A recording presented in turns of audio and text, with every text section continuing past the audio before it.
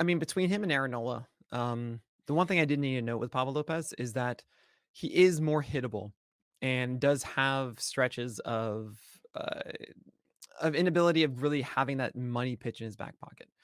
So we have seen 3 straight years now of a 115 whip. Plus, he's never had a whip under 112. And that to me is a limited ceiling as much as I want him to be more than that. The ERA also has been a little bit of an issue in the last 3 years. And the reason for that is home runs are being a little bit higher. There are ebbs and flows. That said, uh, he's not a 408 ERA guy. He's not a 119 whip guy. Now, this is someone who came over to the Twins and increased his velocity by going to drive line, learned his sweeper. He'd been trying to find this third pitch for so long. Finally found that sweeper, had a really tough time early in the year without that pitch, and then finally found the grip of it again. And then, not really the grip of it, but essentially the mentality of just letting it rip as opposed to trying to do too much with it. And the four seamer itself also is a really good pitch around the zone. The changeup has not replicated itself from the past for Pablo Lopez.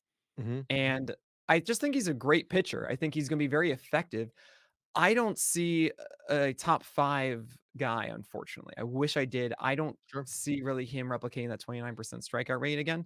It's possible if the changeup does return, but it's more of that, it's good and great and gonna be there, but not that potential for more than this.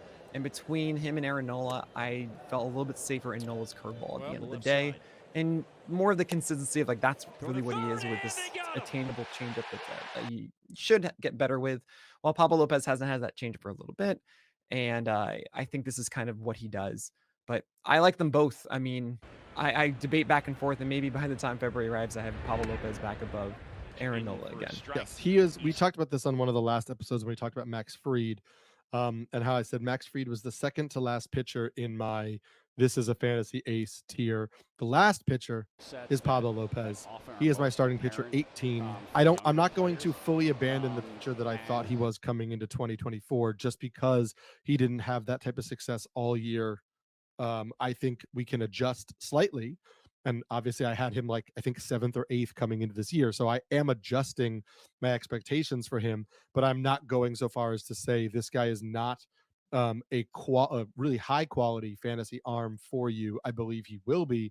I believe we'll see a lot of those kind of improvements that you were addressing as well. And I think some of, we talked about at length when we were doing our weekly podcast is like, we talked Pablo Lopez and Brian Bayo, we talked at length about like their best pitch left them for a Yeah. long period of the season. I just don't believe that that kind of stuff duplicates when we have years of evidence that suggests it's a pitcher's best pitch. Like it could Mhm. leave them for a stretch. I don't think it leaves them for good. And so I think we're going to Right. see that back from Pablo I hope Lopez. so. I mean, we haven't seen for a little bit from Pablo, and Yes. there is a sense that, yeah, that it's not quite what it used to be, but I like your enthusiasm about that. Maybe I am overlooking it. But yeah, it really feels like the four seamer. It's four seamer first, which often is very well commanded. Sometimes it does leak out, and then he gets punished for that one. Um, but uh, but yeah, it's all there. It can all Mhm. easily be that top of the line if it all fits together again. I just am not in a position where I say like, oh no, I expect him to have a 30% K rate again and to have his best whip season next year. I'm just kind of ready to say, all right, this is gonna be great. It's gonna be good, but I'm not gonna bank on anything more.